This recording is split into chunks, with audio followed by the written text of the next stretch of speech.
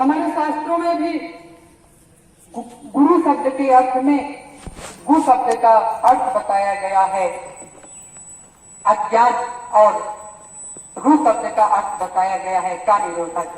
अर्थात हमारे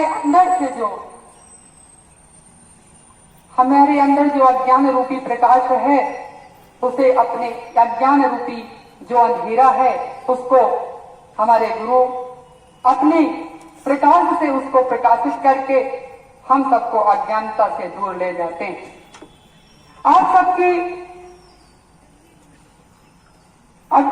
आभार में जितनी भी लाइनें कही जाए वह कम है।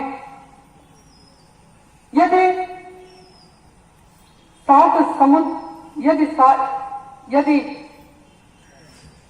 सब धरती कागज करूं, लेखनी सब वनराज, सात समुद्र की मत करूं, गुरु गुण लिखा न जाए। अर्थात यदि सभी धरती को कागज मान लिया जाए और पृथ्वी पर जितने पौधे उपस्थित हैं उनको हम अपनी कलम बना लें और उस समुद्र के जल को उनकी स्याही बना लें, तब भी गुणों का वर्णन नहीं किया जा सकता। शिक्षक हमारे समाज में वो पत्ते की तरह कार्य करते हैं जो अपने प्रकाश से हमारे समाज को प्रकाशित करते हैं। और इसी कड़ी में मैं कार्यक्रम को आगे बढ़ाते हुए आशीर्वाद प्राप्त करने के लिए आमंत्रित करता हूं विद्यालय के वरिष्ठ प्रवक्ता आदरणीय श्री सुधाकर प्रताप सिंह जी को। गुरुवर आप आए और अपने उद्बोधन के द्वारा हम लोगों को अपना आशीर्वाद प्रदान करें। अध्यापकों के आभार समारोह की अध्यक्षता कर रहे इस विद्यालय के प्रधानाचार्य, जिन्होंने एक नई सोच, नई ऊर्जा, नई दिशा देने का प्रयास किया, साथ ही हमारे साथी अध्यापक और प्यारे बच्चों। पहले प्रारंभ में बता दूं कि मेरे दांत का इस समय इलाज कर रहा है, इसलिए मैं ज्यादा बोल नहीं पाऊंगा। फिर भी मैं अल्प बातों में आपको ये कहना चाहता हूं कि एक अध्यापक का आभार तब होता है सही रूपों में जब हमारा बच्चा देश के विविध क्षेत्रों में कहीं न कहीं पहुंचकर इस राष्ट्र का, अपने अध्यापक का, अपने परिवार का, अपने समाज का सम्मान अर्जित करता है। एक अध्यापक उस दिन सबसे ज्यादा प्रसन्न होता है जब उसका शिष्य, हमें पता लगता है कि मेरा शिष्य कहीं अच्छी जगह पे, मेरा अच्छी जगह से तात्पर्य ये नहीं है कि आप IAS या PCS हो गए तभी हम बहुत अच्छी जगह पे। जीवन के जिस भी क्षेत्र में आप जाएं वहां अपनी एक छाप छोड़े, अपना एक आदर्श अंकित करें और लोगों के मन में अपनी एक अलग जगह बनाएं। आज का ये जो भौतिक वातावरण है इसमें निसंदेह शिक्षा के प्रणेता गुरुओं की स्थिति बहुत ही विषम स्थिति में है और अध्यापक अपने इस विचित्र दशाओं से गुजरता हुआ नई पीढ़ी के नए अवरोधों का सामना करता हुआ आपको हमेशा एक नई ऊर्जा, नई दिशा देने का प्रयास करता है।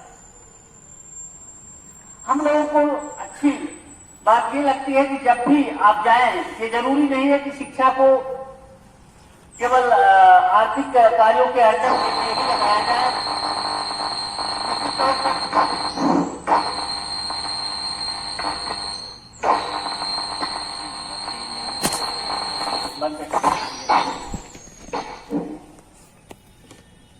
तो शिक्षा में सबसे जरूरी है कि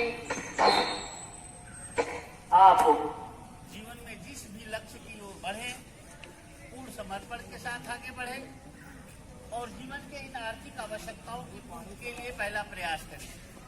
लेकिन दूसरी चीज जो होती है वो है चरित्र निर्माण।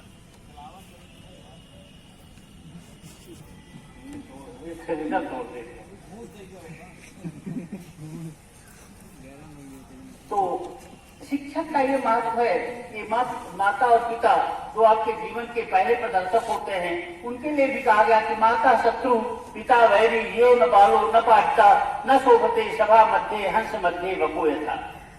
वास्तव में आपके अंदर जो अंतर्निहित शक्तियां होती हैं, आपके अंदर जो स्पेशल क्वालिटीज होती हैं, उन्हीं को लेके हम उसको आगे बढ़ाते हैं।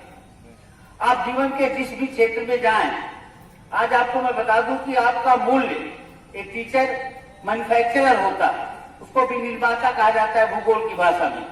मैन्युफैक्चर का मतलब होता है कि जो रॉ मटेरियल को अपने स्किल और टेक्नोलॉजी के माध्यम से नए वस्तु के रूप में, नए मूल्यवान वस्तु के रूप में परिवर्तित कर सके। हम लोग एक मैन्युफैक्चरर का काम करते हैं। वो सारी क्षमताएं, वो सारी योग्यताएं, इसमें कोई शक नहीं वो मेरी होती है, वो आपकी है। और आपकी उन्हीं क्षमताओं को हम अपने विवेक के माध्यम से, मैं हमेशा एक बात करता हूं कि ज्ञान और विवेक में बहुत फर्क है। विवेक का मतलब है सही और गलत का ज्ञान। आपको बता दूं कि जीवन में आपको सबसे ज्यादा जरूरी है कि आप विवेकवान बने। आप जाते हैं पढ़ने, बहुत सारी किताबें, आप देखिए मार्केट में हजारों किताबें हैं, आप यही नहीं जान पाएंगे कि क्या पढ़ें। बहुत सारे बच्चे बताते हैं मैं 10 घंटे पढ़ता हूँ और पता लगा जीवन में असफल होकर लौटते हैं, इसलिए उसको पता नहीं हमको पढ़ना क्या है। साधु ऐसा चाहिए जैसा सूप स्वभाव, सार सार को गए रहे, पोथा दे उड़ाए। ये क्षमता जिस दिन आपके अंदर विकसित हो जाएगी, जिस दिन आप विवेक और तर्क के माध्यम से शिक्षण कार्य भी करना शुरू करेंगे और शिक्षा ग्रहण करना शुरू करेंगे, निश्चित तौर पर आप अपने मार्ग में अवश्य सफल होंगे। तो जीवन में देखिए आजकल ये बताया जाए, पहली चीज तो बच्चे यही फंस जाते हैं कि हम किधर जाएं। इंटर तक की शिक्षा एक बेसिक शिक्षा मानी गई है आपकी। इंटर तक के बाद निश्चित तौर पर एकदम क्लियरिटी आपके भी होनी चाहिए, हमको जाना कहाँ और जाना कहाँ। इसके लिए ये जरूरी है कि आप देखिए कि वो कौन सी अंतर्निहित शक्ति है जो आपको सबसे ज्यादा प्रभावित कर रही है। जब तक आप अपने सही क्षेत्र को नहीं चुनेंगे, आपकी इच्छा है क्रिकेट खेलने की और आपको आईएएस बनाने का प्रयास किया जा रहा है, आप कभी नहीं कर पाए। तो सबसे पहली जो जरूरी चीज है इस बेसिक शिक्षा को ग्रहण करने के बाद कि आपके विचारों में एकदम क्लियरिटी होनी चाहिए कि हमको मेडिकल में जाना है, कि हमको साइंस ग्रुप में IIT रुड़की में जाना है, कि हमको सिविल सर्विस में जाना है, कि हमको बैंकिंग के क्षेत्र में जाना है, कि हमको अध्यापक बनना है। और मैं आपको बता दूं कि कोई कार्य छोटा नहीं होता। अभी मैं संयोग से मेरा एक छोटा भाई PCS में उसका चयन हुआ, तो उसके मिलने के लिए बहुत सारे अधिकारियों की टीमें आ रही हैं। मैंने लोगों से बात किया तो ये महसूस किया कि जिस चीज को हम लोग बहुत बड़ी चीज समझते हैं, वो PCS हो गया, IAS हो गया, सही बताए सब परेशान हैं। वो कहते हैं कि इतना राजनेताओं का दबाव है, अपने अधिकारियों का इतना दबाव है कि नौकरी करना मुश्किल है। और बहुत सारे लोग तो कहते हैं कि आप लोग सबसे अच्छे हैं, न कोई दबाव न कुछ, जीवन में आराम से जी रहे हो। तो ये जरूरी नहीं है कि आप आर्थिक क्षेत्र में बहुत उन्नति कर जाओ। देखिए आर्थिक उन्नति का मतलब केवल इतना है कि ईश्वर आपको इतना दे कि आपका जीवन सही ढंग से चले और आप अपनी सामान्य आवश्यकताओं की पूर्ति कर सकें। सुख और दुख की कोई परिभाषा नहीं बनी।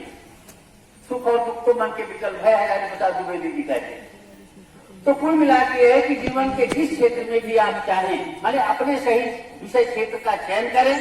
और दूसरी चीज ये है कि फिर चयन करने के बाद जिस लक्ष्य की ओर बढ़े, पूर्ण समर्पण के साथ बढ़ेंगे।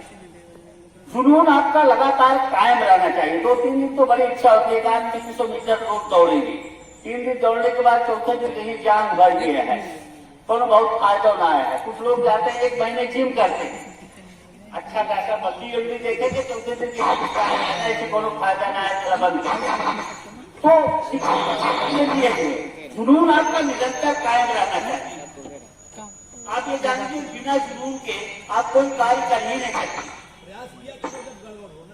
अपने लक्ष्य की ओर बढ़ने के साथ साथ अपने जुनून को कायम रखिए और अपने लक्ष्य के पूर्ण समर्पण आपका होना चाहिए। और मेरा दावा है कि मैंने आपको अच्छी शिक्षा दिया या नहीं दिया, किसी गुरु ने आपको बहुत अच्छा पढ़ाया या नहीं पढ़ाया, लेकिन ये गारंटी है कि जहाँ भी है वहां से अगर आप पूर्ण समर्पण अपने भविष्य के जो विचार होता है उसको लेके अगर आप पूर्ण समर्पण के साथ आगे बढ़ेंगे तो सफलता आपको निश्चित मिलेगी। लेकिन विषय चयन बहुत जरूरी है कि आपको कहाँ जाना है, ये पक्का आप सोच लीजिए। और कोई काम छोटा बड़ा नहीं होता। नहीं कुछ आता तो आप मोचीगिरी करिए, फल बेचिए। आपने देखा होगा ना कि एक सड़क पे खड़ा होकर जो टिकिया लगाता है वो भी 1000 रुपए 2000 रुपए कमा लेता है शाम को। तो अगर अर्थोपार्जन को ही जीवन का उद्देश्य मान रहे हो तो वो भी करोगे तो भी सफलता मिलेगी। जिस क्षेत्र एक विषय का चयन करो, सच्चे समर्पण भाव से परिश्रम करो और निश्चित तौर पर आपको सफलता मिलेगी, इसमें कोई शक नहीं है। और मैं पूर्ण मनोभाव से अपने समस्त गुरुओं के आशीर्वचनों के को आपको समेटते हुए ये बताते हुए कि निश्चित तौर पर जब आप परिश्रम करेंगे, आगे बढ़ेंगे, हमारा सच्चा आभार वही होगा। जय हिंद, जय भारत। और कार्यक्रम को भी हमारे सभी साथियों को भी, और आपको दो पंक्तियां समर्पित करना चाहूंगा। खुद की आरजू के दामन भरने के लिए सब कर्म पथ पर चलते हैं, पर आप वह दीपक हैं जो औरों की खातिर जलते हैं। आज भी मुझे याद है कि जब हम लोग कक्षा 10 में पढ़ते थे तो आपके जब पढ़ाने का वक्त आता था तो हम लोगों के चेहरे पर एक अलग मुस्कान दिखाई देती थी कि आज फिर कुछ अलग सीखने को मिलेगा। और कहीं तदंतर देखा जाता है कि सामाजिक विज्ञान के विषय पर कम से कम 2.5 से 3 पेज की कापियां भर जाती हैं, 2.5 से 3 कापियां भर जाती हैं। लेकिन अब 25, मुझे याद है कि आज 25 पेज की कापी आज भी मैंने रखी है, और आपने लेक्चर के माध्यम से हम लोगों को जो बातें समझा देते थे वो आज भी भूलती नहीं है। आज भी कोई एग्जाम देने जाइए तो आपकी बातें, आपके शब्द याद आ जाते हैं। इसके लिए आपको बहुत बहुत धन्यवाद देता हूँ। एक